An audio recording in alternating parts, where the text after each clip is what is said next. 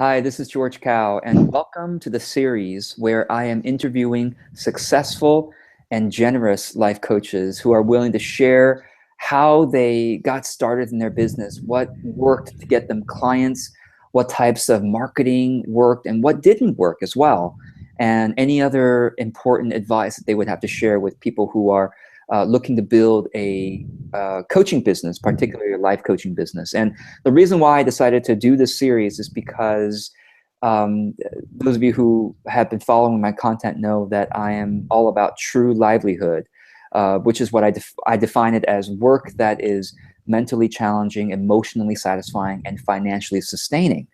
And one of the most interesting careers, in my opinion, is life coaching, because you get to help other people with their personal development, personal and sometimes professional development. And at the same time, of course, you get to your job is to study the best in personal and spiritual growth and apply that in not only your life but also to help other people. So I think it's a really interesting career, and I'm lucky to be joined by some successful and generous life coaches in this series. And today I've got Calvin Chen from Pasadena, which is the Los Angeles area, for those of you who don't know where that is. And he's going to be sharing with us what he does and how has he been able to make his life coaching business work. So Calvin, welcome. Thank you, George. I'm very excited to be here on the show with you and to with all your guests here as well. Yeah, Um, yeah. yeah. Awesome. So, the questions that I have for you will basically allow us to get to know you, at the same time, teaching us some of the lessons that you've learned about building your life coaching business. So the first question Okay. I have is, what do clients seek you out for? Hmm. I think that's a really good question. And I'll say this, I think in general, clients don't know to seek me out. And I think that will be true for most coaches until they're very much established, right? In general, I kind of seek out my clients Oh, in a interesting. way. Yeah. Yeah, yeah. I've been in business for myself in this life coaching business for about a year and a half, right? Wow. And so I think most advice or most conventional advice for building your coaching business says to, hey, you got to identify a niche and then become this expert there. Well, I didn't know which niche I really wanted to be an expert in, but I know I wanted to help people. So Mm, I just I mean, at this point, a year and a half into my coaching business, people are starting to seek me out for, hey, I know your client and they are becoming successful in this way, but I also noticed that there's something different about them too. And mm, so what is that? Can you show me how to do that? When I'm out there describing to people what I do exactly, and it helps that we have visual right now, because in general, what I found is that, we all want to have a level of success. And what happens is, as we start to achieve the success, we have this stress that comes with having to maintain it. And then we want to become more successful. And then the stress and then the success. And at some point it goes like this. And then and then the stress goes up. And at some point we're like, I want to do more. And then the stress goes, are you sure? yeah. And so I say, well, I help people to do this. Hmm. Uh, I, and when I share it that way with people, that ends up being what they want to work with me for. Hmm. Yeah, that's Yeah. awesome. So, what do you find yourself talking with clients most about? And by the way, I should mention, congratulations on having a successful life coaching business just 1.5 years into it, because there are a lot of people who work for years and trying to build their life coaching business and it hasn't worked. So that's why, that's partly why I want to bring you on. And just so that everybody knows, when I was seeking out guests for this series, successful generous life coaches, I said, the minimum requirement is that you're making at least $3,000 a month Mhm. from your life coaching business. And Calvin earns, significantly more than that, which is wonderful. And so, what actually, I have another question for you that's kind of related Okay. to what I just said, which is, you know, you you're a year and a half into your life coaching business. You yourself, you look young, you sound kind of young. Yeah, How do you, I do. yeah, and how do you get your clients to take you seriously? And I myself am kind of, youngish as well, but how do you, yeah, tell me more about that. Yeah, that's a really good question, and I'm a big fan of just calling the pink elephant in the room early, Mm. because if I notice it in them, the longer I let that just stay there and pray for it to go away, I find that that really hasn't worked for me, and that was early on. So I just decided to say, hey, you know what? I realized that I look young, and I even feel like that skepticism is very smart of you to have, especially because there's all these people that are claiming that can help you with all these things, and so I appreciate that skepticism, and I see it as a sign of intelligence. Would you mind continuing to be skeptical and still be able to be open-minded somehow? Ah, okay. And Yeah. so if I can now, just because I frame it to them that way, and I do think it's a sign of intelligence to be able to be skeptical and open-minded at the same time. I haven't Yeah. really had to say that, but when I invite them to be open-minded and skeptical at the same time, I find that at the very least, it opens their mind enough to say, okay, you know what? Now we can really play. And now I really believe that in the end, the proof is in the pudding. And if I can ask great questions, listen, find the right thing, open the right door, and have a conversation with this person in a way that's powerful, where they feel the challenge for me but also the support for me, then in the end it's really not about me or my age or any of that. It's really about what I can help them to become aware of, and to hone their intention into how they're going to play the game better from there. And so Mm. I really take it off of me and I put it back onto them in the end. Yeah. And then I have to show up in that powerful coaching way, right? Mm, mm, mm. Yeah. And actually, how do you show up in that way? Is there anything you do to prepare yourself, or how do you show up in a way that uh, brings your authority to the relationship? Sure. So what so I'll say this first, right? Before every coaching call, I still get nervous, and I'll be the first person to say that. Sure. And for Yeah. me, that those nerves, that anxiety, is really a sign that I care. And so Mm. that's that thing. It's like that bat signal in the sky that says, "Hey, we need Batman." And I realize, wait, I'm Batman. So hey, what is my intention here? Right? Uh-huh. My intention is to really serve this client. My intention is to really listen powerfully, to ask great questions, to Mm. figure out, how high can their arm really stretch, and then ask them, hey, do you think you can go here? And they have to Mm. stretch, right? I know that I'm not necessarily there to give them all the answers. I know it's my job to help them figure it out. So I'm Mm. looking to keep them in that space between having enough support and having enough challenge. That's where they grow the most. That's where they come most alive. And Mm. so I really come into the conversation with intention to serve somebody. And sometimes having that intention doesn't really fit into the conversation, because there might not be an opportunity for me to serve this person. It's tempting to say this person is not coachable. Maybe that's true sometimes, but maybe sometimes the opportunity is just not there. The timing's not right, so it doesn't work all of the time. But I can definitely be in control of the way that I show up, which is with that intention, and with that intention to give that value that I want to give. Mm. That's great. Yeah. Beautiful. Beautiful.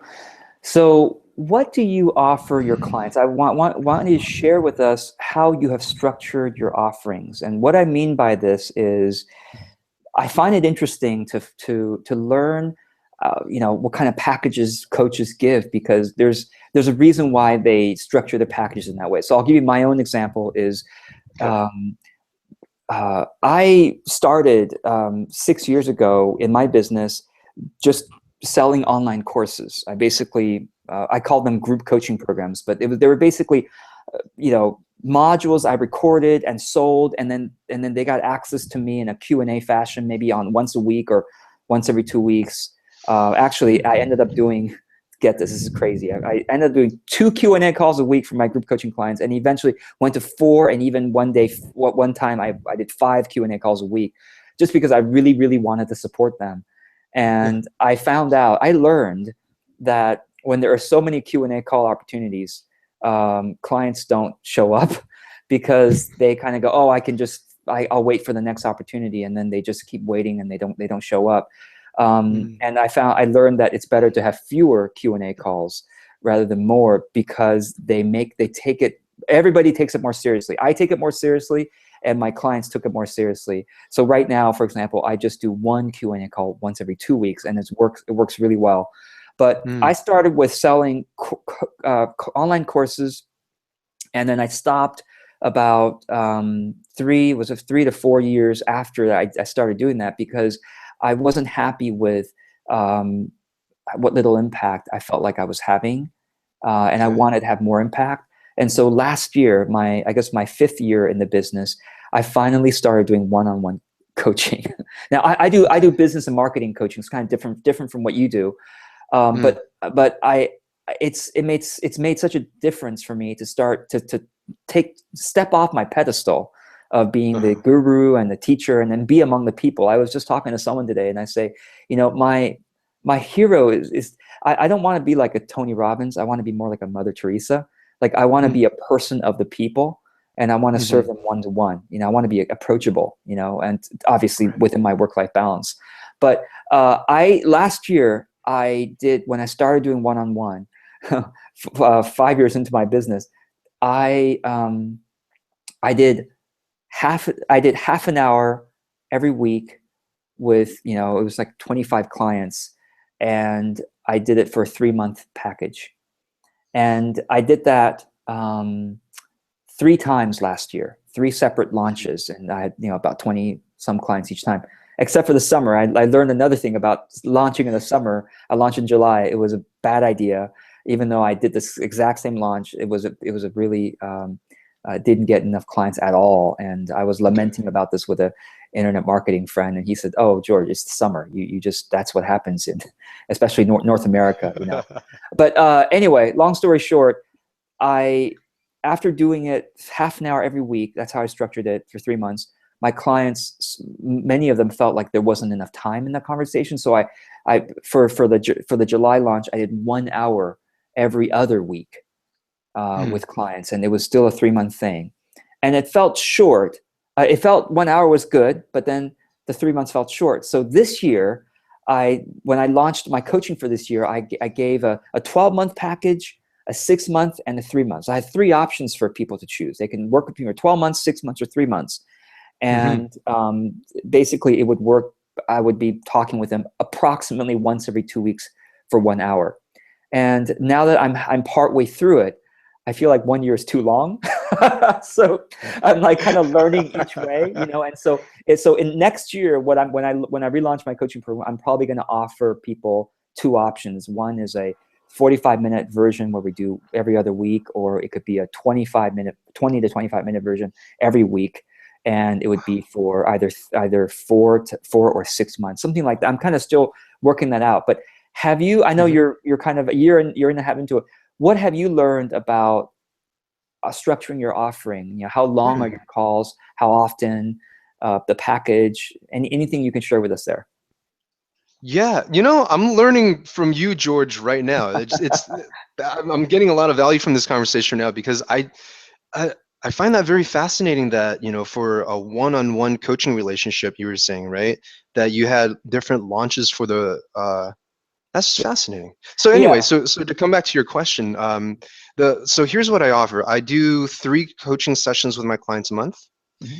and they're 45 minutes to an hour. Sometimes they'll go over, and Hmm.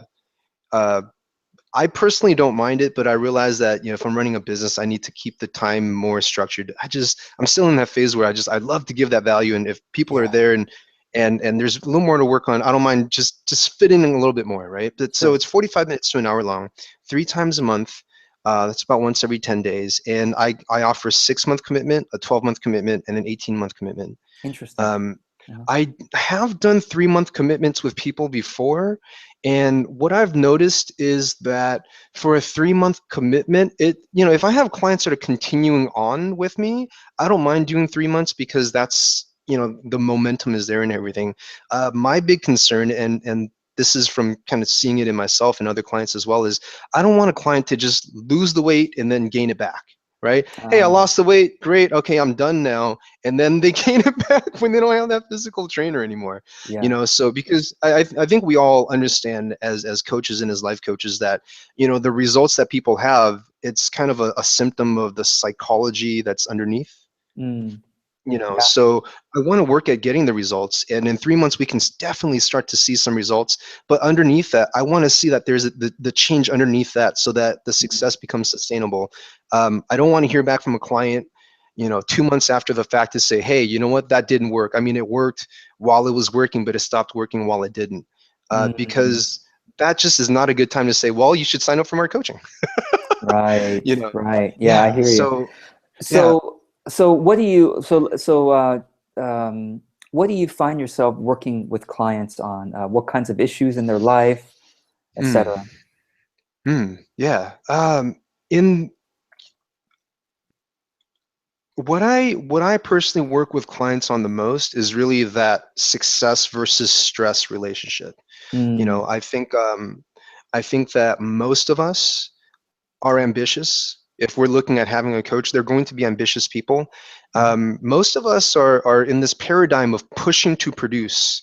You mhm, know, there's the pressure to perform, and that might get results in the short term. But then on the other side, there's the burnout. There's the my wife is not happy, kids are not happy, I'm not happy with myself, and there's just all that comes with it. You know, so I really invite people to step into that path of mastery mhm, instead, mm, where you're really, yeah, I guess there's a big difference between, you know, if you're working really hard, you're either working from inspiration or you're working from desperation, you mm, know. And so what I really mainly help people with is to perform, but work from that place of inspiration, so that the emotional stores are never really depleted, so that at the end of the day you performed as best as you could and you go home and you still have that ability to be present with your wife and your kids yeah, and that's, yourself and that's life, you awesome. know. Yeah.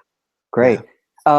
Can I ask you, can you, or would you be willing to share how much you charge for your services? So you're talking about talking to clients 3 times a month, and how much do they pay Hmm. for that? Yeah.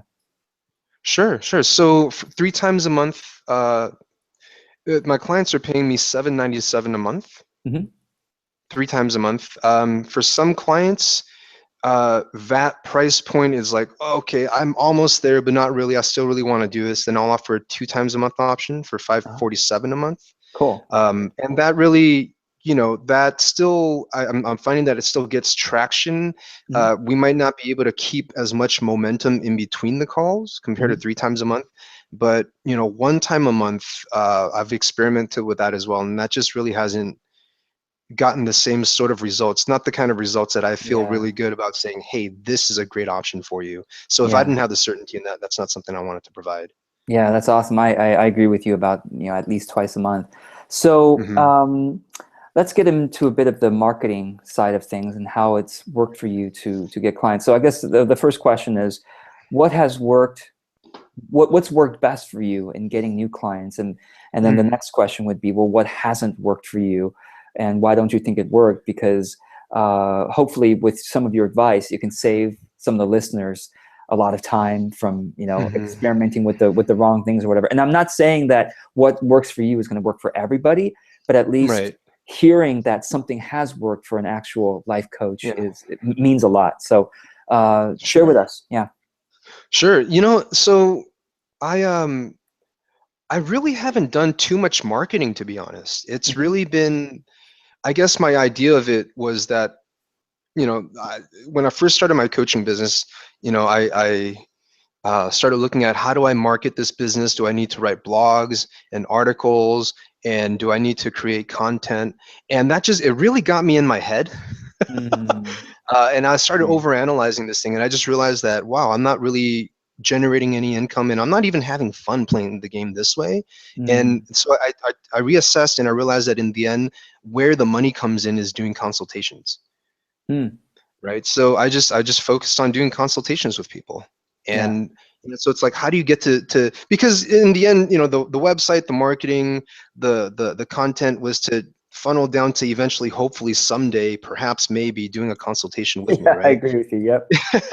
Totally. And so I just got out there and I started talking to people. I started talking to friends. I started talking to friends and wondering who they knew that they felt like I could really be helpful for me. And I just really focused on creating emotional impact with people. You know, Mm, everyone has success on their mm, mind. Everyone has happiness on their mind, some level of it, right? mhm, And it just really, it's up to me to figure out with them, hey, what is success for you, or what is happiness for you? And you know what's great, George, is that I found out most people aren't too clear on it. So just having that conversation with people was yeah. really valuable to you know, I think most people have all these puzzle pieces in their head, like it's in there, but it's Mhm, like, how do you put the puzzle together if you don't take these pieces out of the box and just lay them out on the table and start to piece that together. And most people don't have that space. And Yeah. so I just started being that space for people and friends, and I just started giving value, and one thing led to another where, you know, um, you know, I would strike a nerve with people consistently, just Mm. because that's the nature of what we do as coaches anyway, right? Mm-hmm. And along the way, I learned that, hey, when you start to strike a nerve, now is not the time to go even deeper and deeper and deeper, because you might be in a bar, Yeah. or you might be in a meeting with a lot of other people there, and people need that emotional safety to go deeper. Right. So, or I'm just calling you out of the blue. We're having a great conversation, and I'm striking a nerve. You're not prepared to just get naked and say, here's all my stuff, Right. So, but I'd have conversation with people with just really the intention to get to give value, and to touch on things so that people can say, hey, yeah, there is something in there that says there's an opportunity for me to play bigger, or play better, or get more clarity. And so when I find that I'm striking that nerve, I'll just very politely say, hey, it sounds like there's something there. I'll make maybe one or two observations that are insightful for them, that are helpful, and I'll invite them to say, is that something that you'd want to explore, so that you can get more clarity on that, and see what to do with it. And they'll say, yeah. Say, we should set up a time to actually talk about that then, and then I'll Mm. invite them into a coaching session to explore. Oh yeah, that's awesome. Yeah, I love what you're saying, because so many people that I have worked with, or just who are part of my audience, like, or just what I've seen is a lot of people get um, they make the website so important, and they make the Mhm. business card so important, and they're like, oh, I have to start a blog, I have to, do what the famous, kind of the people who are authority figures in the personal development space have. They have a TV show, or I mean, whatever. It's like they feel like they have to get to some level of notoriety before they can start getting clients or whatever. But what you're saying, and I so agree with you, is just, if you are able to talk with enough people on a heart-to-heart basis, and really try to Yeah. help them, and of Hmm. course not try to give so much that everyone's exhausted, but you help them in a Right. really digestible way, and say, Yeah. what, if you want, we could talk more, and we do a free consult or something like that. That's Hmm. I love it. And so tell us more about that. Tell us more how Yeah. you broach that conversation. Well, let me ask you a couple questions about this. Hmm. So you, like, how many people would you say you talked to before you got your first client? That's one question. I know that there's not an exact number there, but kind of give us a little ballpark. That's one. And secondly is, like, when you first start having these conversations, how do you Hmm. even broach the subject of, I do this for a living, do you want to have a consult with me? You see where I'm going Yeah. with that? Sure. Sure. Absolutely. So okay. So the question was, how do you?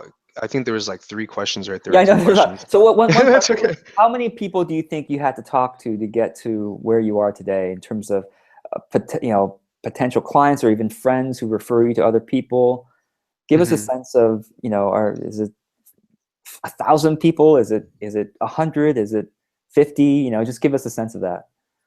So when I first started my coaching business, I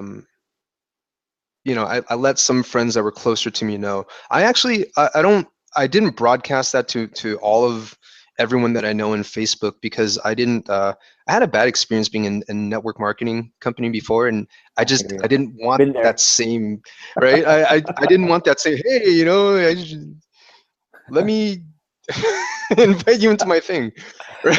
right? So Right. I let some key friends know, and so I just, I'm very interested in success and happiness for myself. So Mm.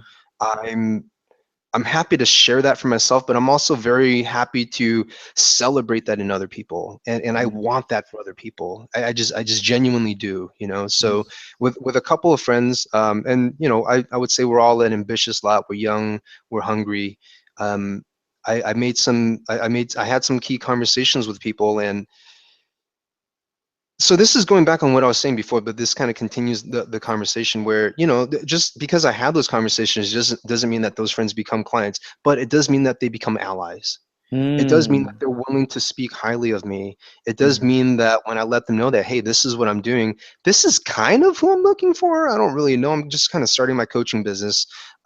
They'll think of people for me, and Mm. so I think I probably had to talk to maybe 7, 8, 9 people before I had my first client. Oh, wow. And Okay.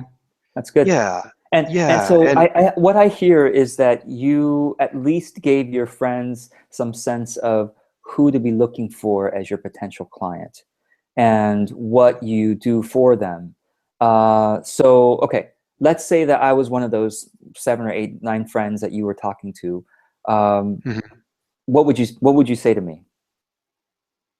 Oh man, this is putting me on the spot. It's like, I hey, know, you're I Chinese, say something. know. So, but just off the top of your head, what would you say to me if I were one Yeah, of those so people? we would probably be in conversation anyway, Mhm. and um, I'm not really good at having conversation that feels meaningless to me. Yeah. I'm just not. Uh-huh. I might have conversation that kind of tickles and is kind of fun, but in the end, I'll ask people how they're doing and how's work, how is this going on, and I'm just a really naturally curious person that's always gotten me in trouble when I Mhm. was a kid. Mhm. But now at least now I have the ability to help people at the end of all my curiosity, right? Mm. And so, I might ask you, hey, how's work going? It's great. Yeah, like what's great about work? And then just Yeah. trying to people will generally answer you in like a very general Sure. form. Of And course. so you kind of like chunk it down into specifics. What's great about that? Like, what can I celebrate with you? Yeah. Like what and why is that great? Like what makes that so great? And sometimes it's kind of confronting. I'm like, no, you know what, I'm sorry, I might be doing that coaching thing again, but I really am genuinely curious, and Cool. so I'm already letting them know, like, hey, yeah, it might be that coaching thing, I don't know, but it's something I'm really curious about. Yeah. That's Like excellent. what's awesome about that? And and it just, my curiosity kind of takes the conversation. I ask questions, I'll make observations along the way, I'll share about what's going on with myself. And I mean, I don't try to force the conversation to say I gotta get a consult out of this at That's all, important. like, right? And so I'm really having that conversation, but sometimes things will come up like, oh yeah, well, so, and I'm always, all right, so if you're doing great, what's the next level for you? Like, what's Mm. next? Mm. I don't know. Really? Mhm. Right? We always kind of, like, I always want to know, like, hey, how high is this person able to reach, Mhm. and what's 2 inches or 3 inches above that? Mm. Because that's probably where you want to go next. Sure. And we all want to grow. Yeah. And so it's like, well, what is that for you? And what do you feel like is getting in the way exactly? Or, what have you tried exactly? And if I have some good suggestions, I might share those suggestions. Mhm. If I have an observation like, hey, you know what? I feel like it's not like you're not able to do that, but you're stressing out so much right now, right? That when you Mhm. try to do this goes, are you sure? And you're like, maybe I'm not. And you just kind of stay there. And people don't realize this stuff about themselves. Mhm. It's very interesting. Mm. And so Mhm. just making the observation and feeding things back to people is Mm. valuable to them. And at some point, either if there's no resonance, I just, they're still my friend, right? Sure. Or they're still a Yeah. human being with a pulse, and I still enjoy talking to them. But if there's a resonance, I'll say, hey, like, can I help you with that? Or would you Mhm. like to talk about that sometime? And I think Mhm. sometimes people are shy about it and they say, oh, no, thanks. Mhm. No problem. Sure. Of I know course. what to ask you about next time anyway. Sure. Yeah, yeah, yeah. Right? Yeah. Yeah, yeah. Okay. And does that make sense? Yeah, totally, totally. So Or so yeah. then how do you and I know this is going to be different for different people you talk about. How do you then broach the conversation to, well, this is what I charge, this is my packages. Hmm. How does that happen? Yeah, so I don't even talk about that at Mm. all, the price at all, Mhm. until we get way to the end, like of the I call it the exploratory session, right? Sure. Yeah. And so with some friends, it's great enough for me to have had the coaching conversation with them. I don't even need to tell them how much I charge. I don't even want to Mm. ask them to be a client necessarily. And I Mhm. think some people might look at me and say, "Well, that's not fair. Don't you want to serve? That's your friend." But maybe it's one of my own personal things that I need to get over. Mhm. So I Mhm. mean, I'm really. because of the network marketing experience, I'm really wanting to, like treat my friends as friends, not Yeah, that some absolutely. friends haven't been friends, but then, I'll ask them like, is this something they want to continue with or whatever? But Yeah. um, I'll have the conversation with them that something resonates, would you like to explore that? Explore that, sure. Okay, so we're going to step into an exploratory session now. So here's the thing, and it's all in how I frame it. So I Mhm. frame everything up front so that I don't have to worry about things falling off on the back end or Mhm. going all weird or sideways on me. So as I'm setting up my exploratory session, I say, hey, so here's what I want you to look forward to, right? You're going to get a lot of clarity on where you are right now, where you really want to be with your goals, and if anything needs to change, what is that exactly? So that Mhm. coming out, you have that clarity for yourself, and I'll even help you to sharpen that clarity into a good focus so that it's actionable, right? Mhm. And so coming out of that session, if you want to continue that process, I'll share with you how that works, and I'll show you how to continue that process with me if you'd like. Okay, that's nice. I like So that. Yeah. yeah, Yeah. so then when we go into the exploratory session, up front, I'm telling them, hey, like this is going to be a great. I have two intentions for this call. Number one, I want to make sure you have a really good taste test of this coaching process. So Hmm. once again, I'm letting them know up front, right? But then, but also my second intention is I want to make sure you get all the clarity that you really need from this call. So what did you want to get from this? And Mm. I feed it back to them. They tell me what they want to get, and then I ask for their permission to say, hey, I'm going to challenge you. We're going to have Yep. some fun, but I'm going to challenge you. I'm going to hold you accountable. Is that okay? They say okay, and I feel like creating all that permission space up front. Now we can really do our work, Mm. and at the end of all that, if there's resonance, my big close or whatever is, can I tell you more about how this would work moving forward? They'll say yeah. Then I describe the program. Mm. 3 times a month. Usually I work people over 12 months. I don't want you to lose the weight and gain it back. Here's the Mm. 5 things I do right here. Here's the rates and all that. And Mm. so after I offer my rates and say, hey, here's what it is, I'll step back and I won't say, so what do you want to do? Right? After I offer my rates, I come back to, because for me, a real important thing is integrity, right? Yeah, And absolutely. authenticity throughout the whole thing. So Mm. I say, well, so I can promise you that I can help you and all that stuff, but in the end, I know that I really need 3 things from anybody that I work with Mm. in order for me to be very effective with them. So I'm going to put them on the table, and I want you to pick up each of those things and either say, yes, I can do that, or no, I can't. Mm. Right. So number one, can you be open-minded? Number two, can you be open-hearted and just share with me what's working, what's not working? Am I pissing you off? Am I really resonating? Because I can always coach you to higher ground from there, but I need to know. Like, I share your inklings because I'll be sharing mine, right? Yeah. Yes. Okay, great. And then the last thing that I asked for is, hey, are you willing to really play the game and have some fun and play the game to win instead of play the game to not lose? Are you willing Mm. to celebrate the smaller successes along the way and really find a way to enjoy the game along the way? And even if we're not winning, then let's get the lessons, but let's never lose the love for the game. Can we do that? Uh, Yes. I don't expect for you to be perfect at any of this stuff, but you're agreeing to it now. I'm going to help you stay in integrity with these agreements moving forward. But, mm. so I guess from a sales psychology perspective, you're like, I got them to say yes 3 times, but that really isn't the point for me. I'm Right. asking them those 3 things because each yes that they say yes to right there tells me green light, green light, green light. Okay, I can feel an integrity who's saying, hey, Yeah. so how do you want to move forward with me? And Yeah. also for my client, I feel like it really gives them the ownership to say yes. Yeah, and when they say yes, they're stepping up to say yes. They're not Yeah. saying yes to, yeah, I want to buy your product. They're saying yes to, yeah, I'm going to show up this way. Yeah, I'm going to Right. be coachable. Yeah, I'm willing to do the work. Yeah. And I feel like that's powerful for people. Yeah. Yeah. I like that because you're actually creating the relationship of coach and coach and client right there. Yeah. You're in a way you're testing whether they would be comfortable being coached by you, Hmm. right?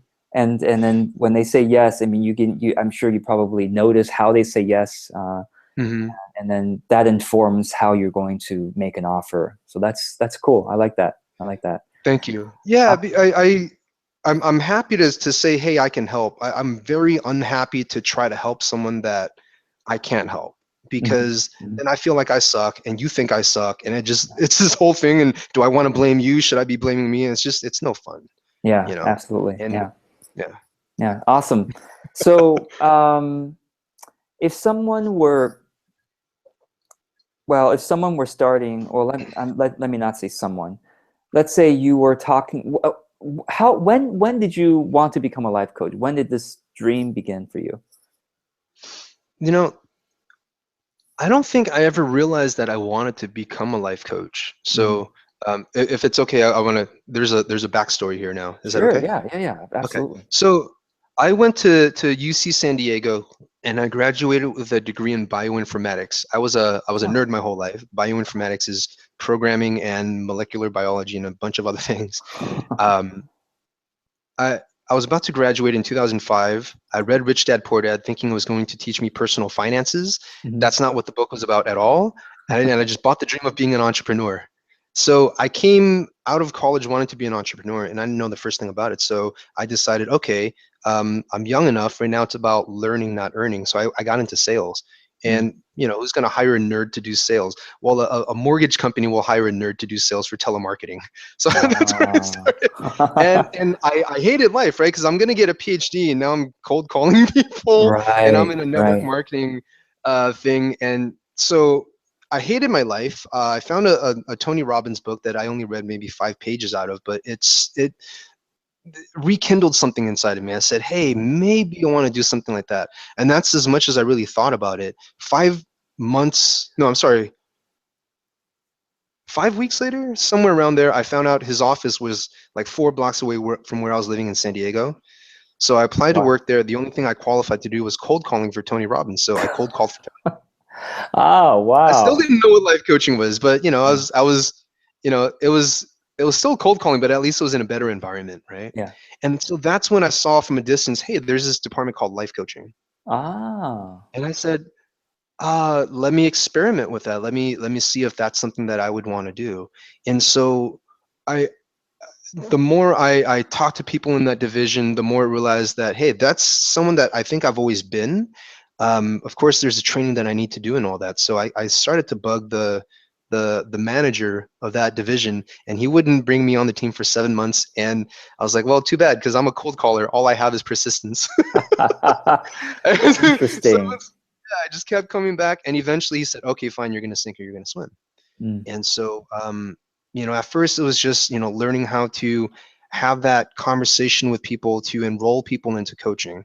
Mhm. So I feel like I should have said this a little bit more upfront, but I feel like when I stepped into building my own coaching business, I had one unfair advantage, which was I had a lot of experience, like 7 years of experience doing the enrolling consultation conversation. Ah, that help. That's very Yeah. helpful. Yeah. Yeah, I should have said that up front. Mhm.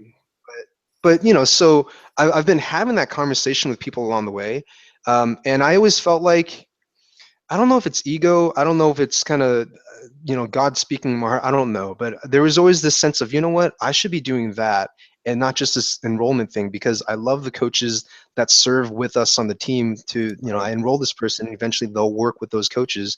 But I just want to be doing that, and I feel like if I really put my energy into that, I could be very good at that. And so Mm. I think I had that dream for maybe a good 4 years was when it started to become a curiosity, and then so it took me 4 years to really take action on that, because I'm work for Tony Robbins, Sure. right? I Yeah. make a great living, and if I go be a coach, I have to do that on my own. Ah, um yeah, it's scary to make that jump. So yeah. if someone were to say, "All right, Calvin, I want to become a life coach," Hmm. and hopefully it won't take me 7 years or whatever to learn all that, what would you say Hmm. if someone would say, "I want to become a life coach and I would like to actually replace a job income within Hmm. a year, maybe a year and a half?" Is that Hmm. possible? And what would you recommend that I do? Is that I think that is that possible question really depends on the individual, so we Sure, can kind of that's true. assess, Yeah. right? um Let's say that but I think, let's say that that individual is committed to it and is mhm, going to work hard at it. And what yeah, would you have them do? start having coaching conversations with people now. Don't quit your job. That is your support and your stability. You Mm. do not want to be the coach who's coaching desperate. You just Interesting. you Okay. just don't, like, if Mhm. you're committed to it, then let's start having those conversations with people now. Let's have you start finding let's have you really start to play with it so that you understand, hey, this is when I'm getting emotional resonance with people. Hey, Mm, this is when I'm touching things. And you start to develop a certainty in yourself that, number one, you have value to give. And number two, you're able to have an emotional impact on people so that number three, you're able to enroll people. mm, And if we can get that growing, then at some point that's going to grow to the point where it doesn't make sense for you to keep your job anymore. mm. Well, what if You know? someone, that's great. I love that advice. What if someone were in a place where they are needing to pay the bills and they believe that they can create a coaching business and they have, say, 6 months of buffer, um, Mhm. or let's say even 3 months of buffer? Would you recommend they get a job and then do this coaching thing on the side, or what would you say there? I mean, 3 months seems quite thin Yeah. of a buffer. 6 months, we might be able to work with that, but in the end, it's the same thing. Start having those conversations with people now, Mm-hmm. because we can learn all the things that we want to learn, but in the end, it's the practice that creates that experience. Mm-hmm. It's not the knowledge; it's really Mm-hmm. the experience. In the end, you can get knowledge from your experience, but you will never get experience from your knowledge. So how would someone go about and start having these conversations? Would they approach their friends and say, "Hey, I want to become a life coach, and Mhm. I need practice in doing it"? And would you be a volunteer client, or how would you go about saying that?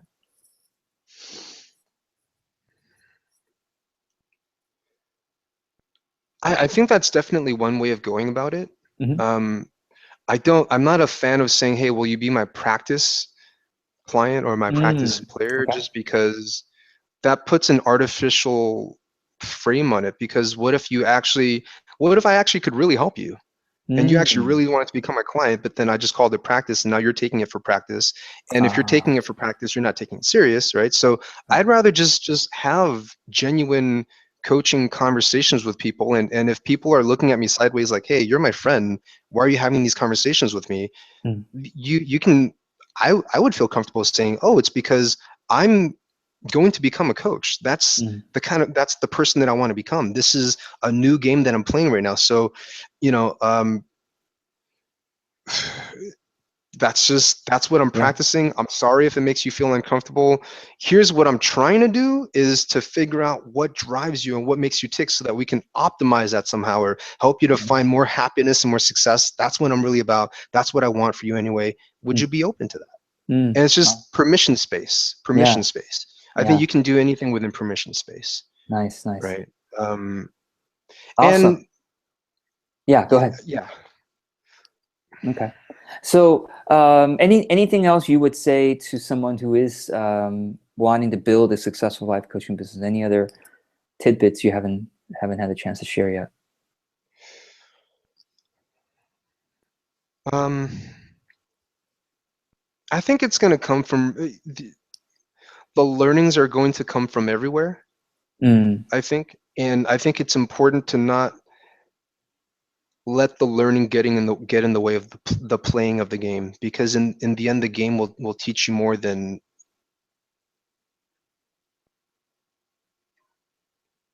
the playing will tell you what you need to learn. you mm, know? I see what you mean. Yeah. Yeah. Yeah. It's Yeah. uh-huh. Hmm. So for example, I read this book by Don Miguel Ruiz. I think it was The four agreements. I think it was actually the Fifth Agreement. Oh, okay. Okay. Okay. Yeah. So right, he wrote the four agreements, and then there's a fifth agreement. And inside the Mm, fifth agreement, he said that line of, "It's important to be skeptical, but can you be open-minded while skeptical?" Right. I yeah. read that book a long time ago, and that Yeah. line was like, okay, that's great. And I had nothing to do with that line until I started to play the game, and I ran into that thing where people were skeptical about me, and then I just one day was like, okay, I don't know, man. I remember this book saying that when love comes through me, that's when I feel happiest right now. I'm not happy. I should read that book again. And I saw that line and I said, oh, that's where that puzzle piece fits. But if I'm Mm, not playing the game, I don't know what to do with all these other puzzle pieces. right. Yeah. Yeah. Yeah. Got it. So, Yeah. is there a resource that you would recommend to people who are building their life coaching business? Maybe a blog or a podcast, website, any book, anything that comes to mind for you? So I started to, yeah. So there's two books. One Cool. book is called Book Yourself Solid Uh-huh. Michael Port, right? by Michael Port, right? Yeah. I I have to admit I haven't gone all the way through that book at all. Yeah. I went through the It's a first big maybe one. 3 chapters, and then I just, Hmm. so, but I want to keep going back to it, and that's my intention. Hmm. But that book was helpful for me. And another book, it's called Get Clients Now. Hmm. I haven't been through that book, but I heard that that book is very insightful and very actionable also. Okay. And so Cool. I I believe that would really help. Awesome. No, these are really helpful. So let's see. Last question is, how can people get in touch with you? And yeah, tell us about your contact info. I mean, website So or any. Yeah. I'm smiling because I really haven't put that effort into the marketing. So here's how you can get in touch with me. You can email me or you can find me on LinkedIn. LinkedIn Nice. is really all that I've had as far as marketing goes. So Well, and actually, uh, interestingly, LinkedIn is, it's a standardized profile, and people can go there and see how you've been endorsed and recommended. I actually, when I mhm, was checking you out, I went to your LinkedIn, and mhm, I thought it made a good case for you. So I think it's actually mm, fine. thank you. Yeah. Yeah. So find me on LinkedIn, Calvin Victor Chen. I think I might just be Calvin V Chen on LinkedIn. I But also if you want found to that email me, your website directs there, though, right? that's right. That's right. www.calvinchan.com. Calvin CAL. V Chen. Oh, it's calvinvchen.com. I'm That's sorry. right. That's right. No, thank you. CALVINV and then CHEN.com will direct people That's to right. your LinkedIn. Hmm. Yeah. Okay. Yeah. Awesome. Any other parting words for our audience? Parting words.